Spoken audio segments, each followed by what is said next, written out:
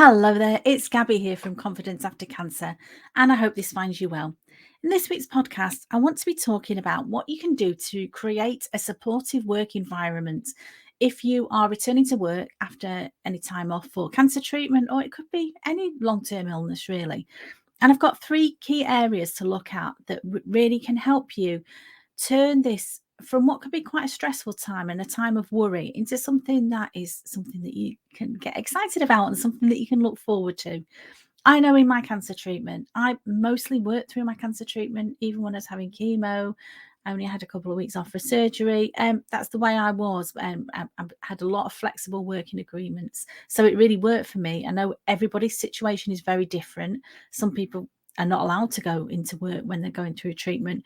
Some people work all the way through. Some people take a big chunk of time out. There's no right and there's no wrong. And there's no judgment here.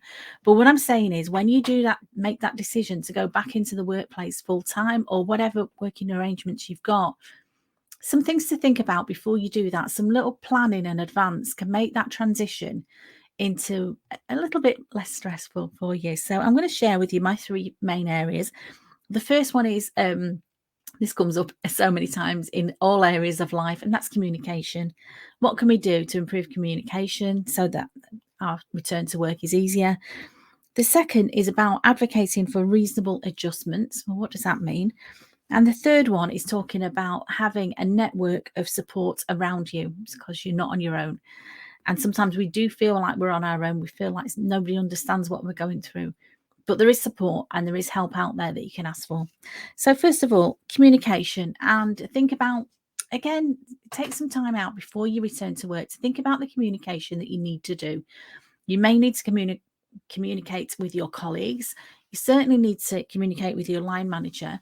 You may have some supportive HR professionals on work, some people, experts that are there to support you as well. But what you really want to be communicating with them is what your return to work looks like for you, what's going to work for you. And there is nothing wrong with asking for quite an extended period of time for a phased return. There's no medals for coming back and absolutely killing yourself by getting stressed out or by getting overwhelmed. What you really need to think about is your needs and your limitations. It may be that your energy has been depleted, which is quite understandable when you've been through a cancer diagnosis or you've been through some serious illness.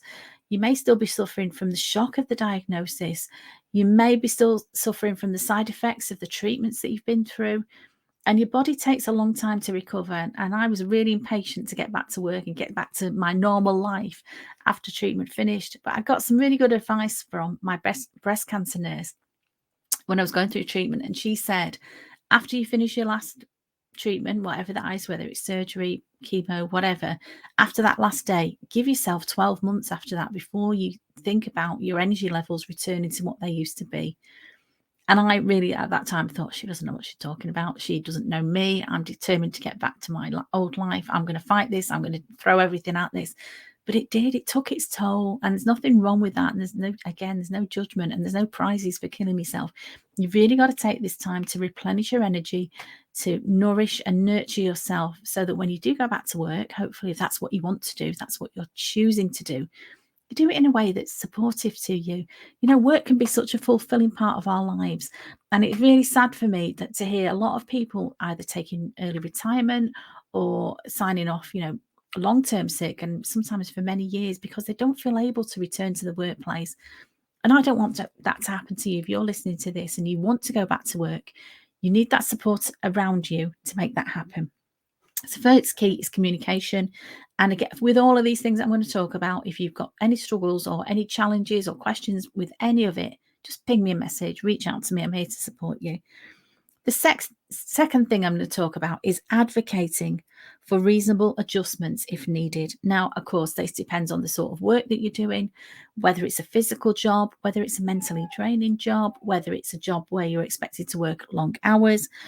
Whatever it is, whatever those limitations are, think about, can you physically do that? And if you can't, there is nothing wrong with asking for help.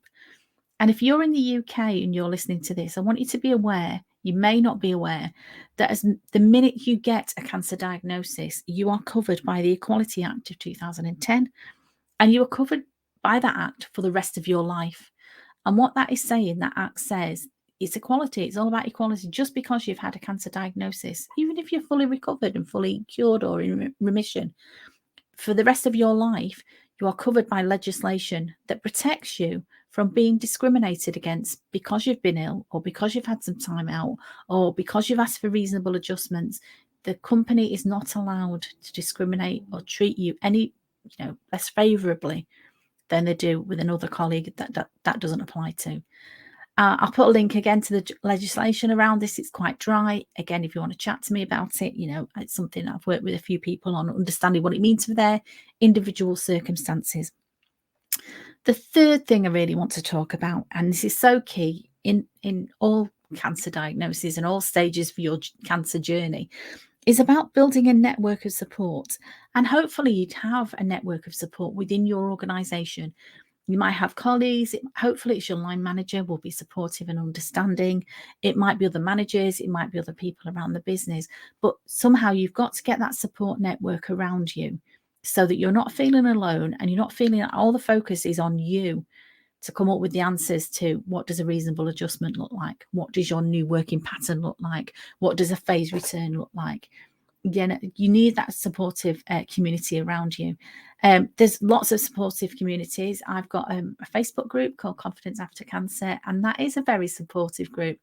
It's a lovely group of people. There's no doom and gloom in there, although sometimes, cancer can have a little bit of dark humour. But generally, it's uplifting. We're here to support each other. We're here to acknowledge that none of us are perfect. We all struggle sometimes with day to day, but we're here for each other, and that's the main thing. And I really want to finish this podcast this week. I've just had a message from Mel Robbins, and I follow her on social media. I listen to her podcast. I think she's amazing. And a lot of the stuff she talks about is sometimes you think it's quite basic, but it's not what we do all the time. And she's saying today, for her motivational message, she said, commit to being your own best friend. You are truly the only person who will be with you every step of the way. Stop talking to yourself as if you are your worst critic, and start talking to yourself as if you are your own best friend. Treat yourself with kindness, encourage yourself, take your own advice, and be your own best friend. So she says, starting right now, what's one thing that you like about yourself, or something that you're proud of? And I think we all struggle with that, with being proud of ourselves or acknowledging things that we're good at. I think as children, I know my grandchildren, ask them what they're good at, and they can reel off, 10 things without even thinking about it. And that kind of gets knocked out of us, doesn't it, as we grow up and we're told not to be full of ourselves, and we're told not to be selfish. But actually, if you've got any challenges in your life, whether it's cancer or any challenges, this is a time for you to be your own best friend. It's the time for you to be kind to yourself.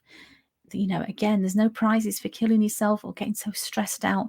Think about what I've said. Think about communication. Think about whether you need reasonable adjustments in your workplace, and think about the support network that you've got around you. And I'm hoping that you've got supportive people around you. And if you haven't, or if you're struggling with any of this, I'm here for you. There's be links around this podcast to get in touch with me. I'd love to hear from you. If you've got any challenges, any questions, or just have a chat, just let me know how you're going on. Thank you so much for listening. I cannot tell you how much it means to me that people are listening to my podcast, looking at my videos on YouTube, reaching out for help, following my online course. I've poured all my experience and everything that I've learned in the last 16 years about cancer recovery into helping other people. I'm finding purpose in that. I'm finding meaning in that. And, I'm still learning myself. I work with a coach. I'm not saying I'm the finished article, and no way do I pretend to be perfect, because I'm really not. I'm human. But you know what I am? I'm here for you. So please reach out. You're not alone, my darling. You've got me. If you've got nobody else, please reach out and talk to me. Have a wonderful week. Thank you for listening, and stay safe and stay sane in this crazy world. Bye-bye.